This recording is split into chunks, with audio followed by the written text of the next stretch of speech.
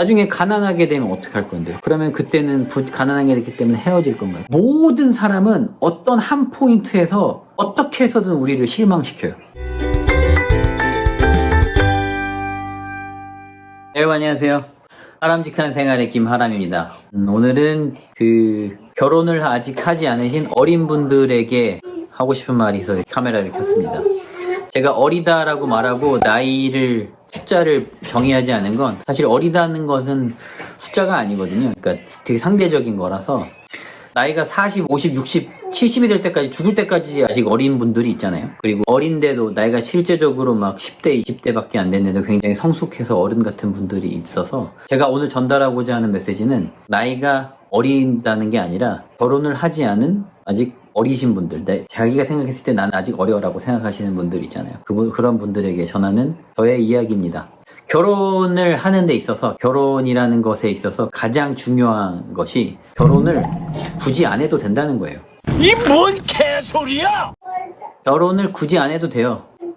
이렇게 결혼 얘기한다 그래놓고 이런 얘기가 뜬금없을 텐데, 그리고 저 같은 경우에는 결혼 생활이 굉장히 행복한 사람이에요. 그러니까 애가 넷이나 있고 저의 삶에 대해서 이렇게 전달하는 것 자체가 제가 결혼이 행복하고 많은 사람들이 제가 느끼는 이 행복을 같이 느꼈으면 해서 제가 이런 컨텐츠도 만들고 저의 이야기도 인스타그램이나 이런 데서 공유를 하고 그렇게 하는 이유가 결혼에서도 행복할 수 있다는 것을 전하기 위함인데, 그럼에도 불구하고 첫 번째 전제를 두고 생각해야 될 것은 결혼을 꼭 안 해도 된다라는 거예요. 나이가 쫓겨진다고 해서 결혼을 꼭 안 해도, 이거는 전부 많이 아실 거예요. 그래갖고 막 결혼하라고 하는 사람들은 꼰대다라고도 하고, 그러니까 제가 꼰대가 되기 싫어서 이런 얘기 하는 게 아니라 결혼을 굳이 하지 않아도 더 행복할 수 있다. 그런데 크리스찬의 경우는 조금 달라요.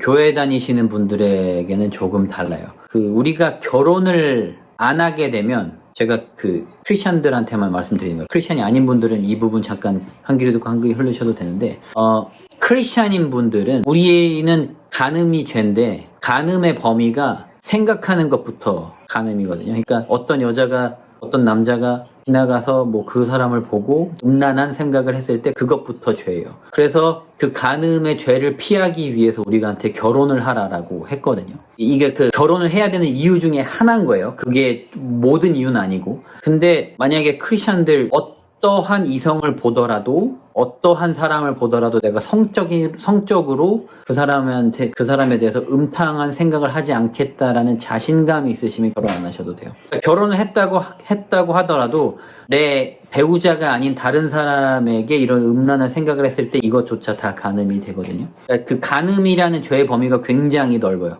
그래서 크리스찬은 사실 결혼이 필수가 될 수밖에 없어요. 근데 크리스찬이 아닌 모든 일반적인 경우를 얘기했을 때 결혼은 굳이 필요하지 않다라는 거예요.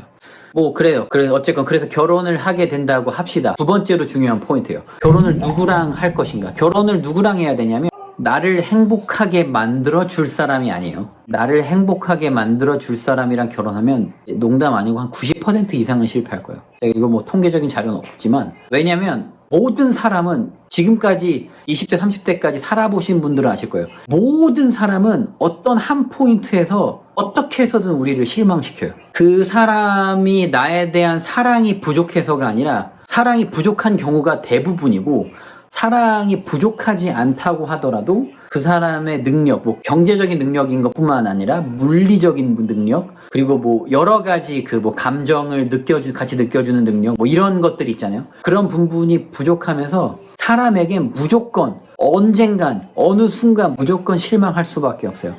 그렇기 때문에 나를 행복하게 만들어줄 사람이랑 결혼을 해버리면 어느 순간 이 사람에 대해서 실망을 하고 그 환상은 다 깨져버리게 돼요. 그래서 그것을 다시 회복시키기가 너무나 힘듭니다. 그래서 많은 이혼하시는 분들 보면은 1년에서 1년 반 사이에 헤어지는 경우 되게 많잖아요. 제 주변에도 있는데, 어쨌든 그것이 되게 심해요. 그래서 우리가 누구랑 결혼을 해야 되냐면, 내가 평생 행복하게 만들어주고 싶은 사람이랑 결혼해야 돼요. 양쪽에서 모두.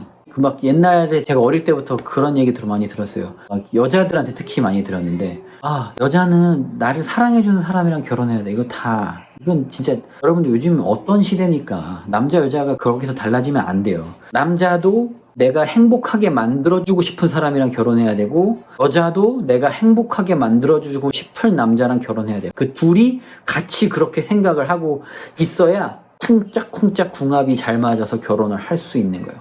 그리고 사랑을, 세 번째 포인트입니다. 사랑을 감정이라고 생각하면 절대로 안 돼요. 이건 너무나 중요해요. 사랑은 감정이 아니에요. 사랑은 100% 의지예요. 사랑을 감정으로 생각했을 때 그 감정은 3개월에서 3년이면 끝나요. 짧으면 3개월, 길면 3개월이면 끝이 나요. 더 짧으면 뭐 하룻밤에도 끝날 수가 있어요. 이거 영상 보시는 많은 분들 느끼실 수도 있어요. 성적인 관계를 맺고 한 번에 모든 호기심이 사라지는 경우도 있고요. 제가 아는 어떤 분은 그 상대방의 코털을 보고 바로 끝나는 경우가 있어요. 그 호기심이라는 건, 감정이라는 건 되게 연기처럼 사라지는 거예요. 겨울에 입김 후 물면은 하얗게 입김 나왔다가 갑자기 확 사라지죠. 그렇게 사라지듯이 감정은 사라질 수 있기 때문에 사랑을 감정이라고 생각하시면 안 돼요.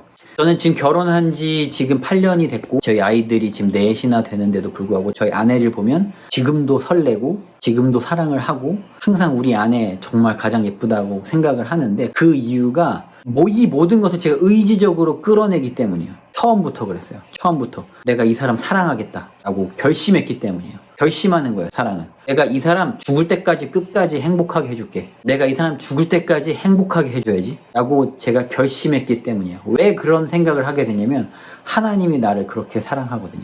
크리스찬이 아니신 분들은 이해가 안 될 수도 있어요. 근데 교회를 다니시는 분들, 하나님 믿는 분들은 이해하실 거예요. 하나님이 나를 사랑하는 그 사랑이 너무 커서 이 사랑을 어떻게 해서든 되게 전해주고 싶어요. 아이가 놀고 있어. 이거 잠깐만 끌까? 이거 잠깐만 끄고 앉아있을까? 앉아있어도 돼. 근데 소리는 이렇게 내지 말고 그냥 가만히 앉아있는 거 괜찮아? 맞지? 네. 사랑이 내가 받은 사랑이 너무 많다 보니까 그 사랑을 나누고 싶어서 결혼을 하게 돼요. 그리고 그 사랑을 나누고 싶기 때문에 자녀를 갖게 돼요. 저는 그 사랑뿐만 아니라 우리가 죄의 자녀였는데 죄의 자녀였던 우리들을 주님의 빛으로, 주님의 자녀로 삼아주신 것이 감사해서 그 마음이 어떤 마음인지 너무나 알고 싶은 마음에 나에게 넘치는 그 사랑을 표현하려고 아이 둘을 더 입양한 거예요. 그래서 그 과정 가운데서 진짜 조건 없이 사랑하는 게 어떤 거구나라는 것을 깨닫게 됐거든요. 우리 막내 왜 울지? 네, 저희 아내가 고군분투하고 있습니다. 네.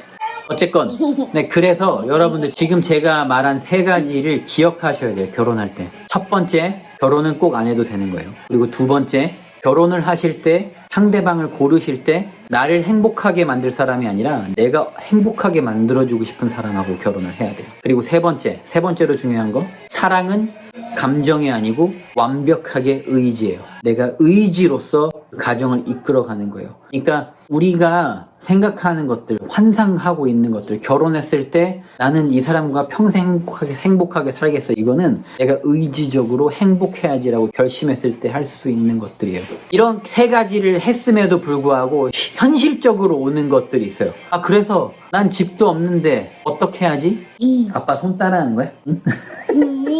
그래서 이 3가지를 다 가지고 결혼했을 때도 현실적으로 부딪히는 게 있어요. 어디서 살 것인지, 내 생활비는 얼마를 쓸 것인지, 내가 자녀를 양육할 때 교육비용이나 이런 양육비용은 어떻게 할 것인지에 대한 현실적인 것들이 다가오게 돼요. 사실 그런 것들에 대한 해답은 저한테는 있지 않아요. 근데 저의 이야기를 잠깐 설명을 드리면, 저희가 결혼을 할 때 제가 학자금 대출을 다 완전히 갚고, 운이 좋게도 원래 제가 미국에서 유학하면서 3천만 원 정도의 학자금 대출이 있었는데, 감사하게도 미국인 어떤 분이 저를 보증을 서주셔가지고 학자금 대출을 미국에서 받았고, 그게 한 3천만 원 정도 남아 있었는데, 결혼하기 전에 제가 회사 다니면서 그냥 족족 갚아서 결혼할 때는 이거잖아. 빵원으로 시작했어요. 그 저축한 것도 빵원이었고 대출받은 것도 빵원이었고 그렇게 빵원으로 결혼 시작을 했어요. 그래서 그때 우리 살았던 게 9평짜리 집이었는데 좀 산 언덕 위에 올라가서 그것도 엘리베이터 없이 계단으로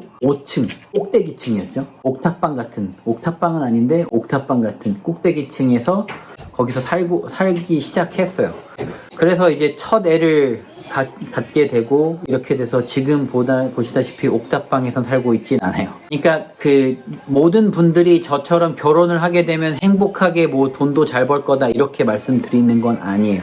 근데 제가 말씀드리고 싶은 건 단칸방에서 시작해도 괜찮아요. 여러분들 단칸방에서 시작할 수 있는 사람하고 결혼하는 게 나중에 부자가 돼도 행복하게 살 수 있어요. 부자가 된 상태로 결혼했을 때 나중에 가난하게 되면 어떻게 할 건데요? 그러면 그때는 가난하게 됐기 때문에 헤어질 건가요? 그건 아니잖아요. 가난할 때 행복하게 살 수 있는 사람이 부자 돼도 행복하게 살 수 있고요. 다시 가난해져도 다시 행복하게 살 수 있습니다. 여러분 그러니까 경제적인 것들이 여러분들의 사랑을 막지 않게 하시고 여러분들의 삶을 막지 않게 했으면 좋겠어요. 이런 것들은 다 부수적인 거예요. 결혼할 때 중요한 건 당신과 그리고 당신의 상대방 이것밖에 없어요. 네, 저의 이야기가 도움이 됐으면 좋겠습니다. 재밌었으면 좋아요와 구독 눌러주시고 다음에 더 도움이 될 만한 이야기로 찾아오겠습니다. 감사합니다. 안녕히 계세요. 그래. 안녕히 계세요.